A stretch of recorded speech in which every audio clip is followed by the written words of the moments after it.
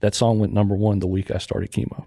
Wow. As a songwriter, it was the highest of highs, and as a human being, it was the lowest of lows, just trying to find a way to survive. And he checked on me the whole way. You know, he wouldn't take his hand off of me. He's a true artist in the sense that he's looking for something melodic to inspire him, but he's looking for something that just kind of comes out of that melody. And so I said, man, I've got this one thing. I said, it's called Handle on You. I finally got a handle on you. I went and bought the biggest bottle they got, you know. Yeah. And he goes, I like that. And he starts playing the melody. And we got to the chorus, and we're literally just one line, back and forth, just ping-ponging back and forth. And we get to that setup line, and he says, after all the back and forth, the fifth won't do.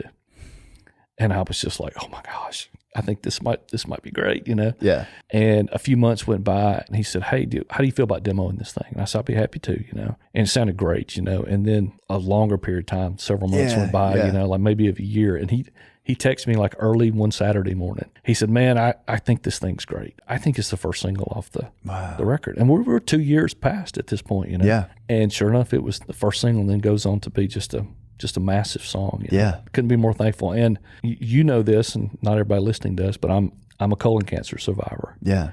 So I went through that journey in 2023, and I was fortunate. They caught mine before it spread. I got to endure the chemo monster and all that kind of stuff, and the surgery, and they took a foot of colon and 34 lymph nodes, and everything turned out great. And I'm 2 years into getting to year 3. By the time you get to year 3, they say that's like a 0.05% chance it comes back at that point. So I say all that to say this: that song went #1 the week I started chemo.